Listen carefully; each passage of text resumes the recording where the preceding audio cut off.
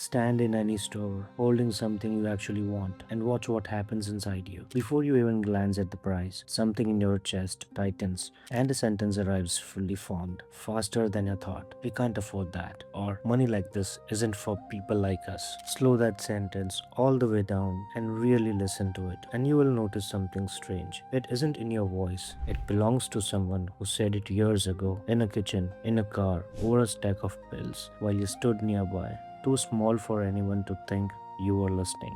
You were listening, and tonight you find out exactly what you recorded, the precise belief, the exact thing it makes you do with money, what it has quietly cost you every year since. There was a financial advisor who noticed something his entire profession had missed. The clients who were calm about money and the clients who were quietly terrified often had nearly identical bank balances. The number on the page never predicted the feeling in the room.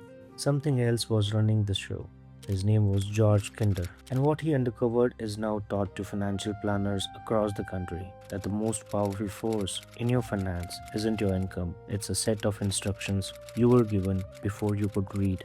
Kinder kept seeing the same thing from opposite directions. A man with more than enough who gripped every statement like it might vanish by morning. A teacher with very little, carrying a steadiness no fortune could buy. Same city, sometimes the same street, completely different lives on the inside. So he stopped asking about their portfolios and started asking about their childhoods. And the moment he did, the pattern broke wide open. Because the beliefs people absorb as children don't stay vague feelings. They harden into exact financial behavior in adulthood, and most people are running one of three without ever once choosing it. Here's the most common one, and I want you to watch yourself as I say it. If you grew up in a house where money was scarce, where it could vanish, where the air went tense the moment bills came out, you didn't become reckless as an adult. You became the opposite. You became a controller. You keep large amounts of cash sitting in a checking account, earning almost nothing, because having it where you can see it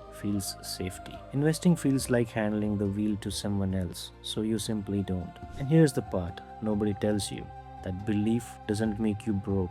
It makes you feel responsible, while it quietly makes you poorer every single year. $20,000 sitting in checking while inflation runs, losing your real purchasing power year after year, and over a decade, measured against where that money could have safely grown, the gap can run past $100,000. $100,000 as the price of feeling you inherited when you were 7 years old. Maybe yours is a different recording. If money meant stress in your house, you might have become an avoider. You don't open the statements at all because not knowing feels safer than knowing. If money meant worth, you became a spender. You earn well and keep nothing because the having was never the point. The being seen was. Three different houses, three different scripts, each one absorbed in silence, each one running your money right now, and each one feeling less like a belief and more like just the way you are. It isn't the way you are, it's the way you were taught by people who never said it out loud. The financial world sells you one quiet assumption that your money problems are math problems. See the numbers clearly enough, the story goes, and you will behave differently. Budgeting apps, trackers, dashboards that color code your life. But you have already seen the numbers. The cash holders knows inflation exists, the avoiders knows the balance is real, and the behavior walked straight through all that information, completely untouched. Because none of these was ever arithmetic, it's autobiography, and no spreadsheet can out argue a conclusion you reached about yourself before you could do long division.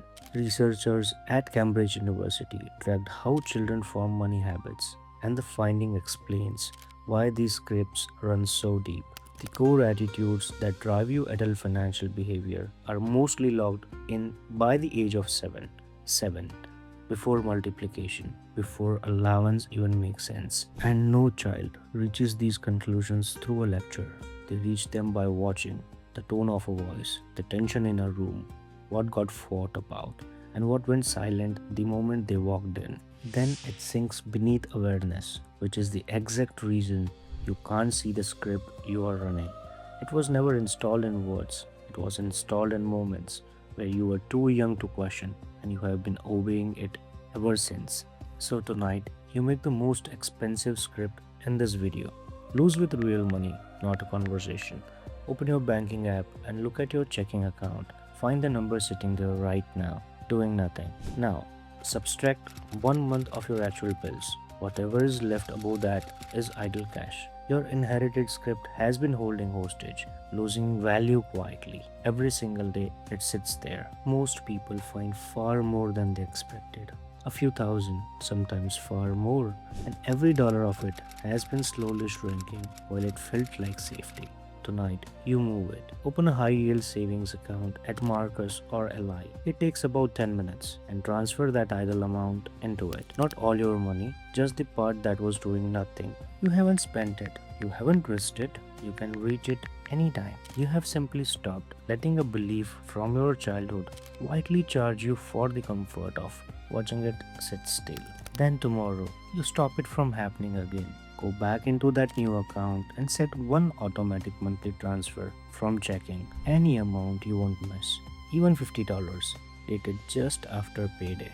That single setting is the thing that outlives the video, because a script that got installed by repetition can only be replaced by repetition. And now the repeating is working for you instead of against you every month without a decision. By tomorrow night, real money has moved. It's earning instead of shrinking, and the system that moves it runs, whether the old fear approves or not. Here's the part no one prepares you for. When you trace these beliefs back to where they began, you won't find anyone to blame. You will find a mother stretching one paycheck across 2 weeks of need, a father who watched his own parents lose everything and swore the floor would never drop out from under his kids the way it did under him. Were never lies, they were armor forged in the hardest moments of their lives and passed to you as love, wearing the language of fear. Which is why changing the script can feel like betrayal, like you are telling the people who raised you that they got it wrong. You are not.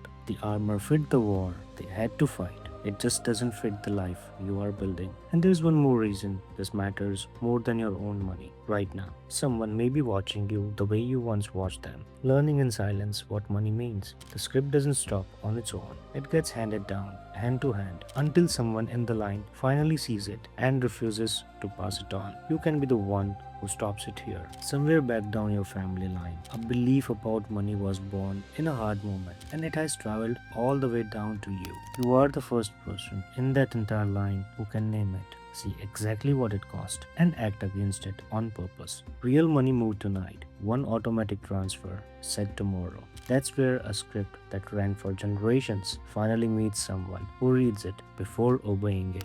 Next video, why Americans earning $150,000 a year still lie awake feeling broke. The answer was written in 1899 by an economist who described your Instagram feed a full century before it existed. Thank you for your time and welcome to my channel.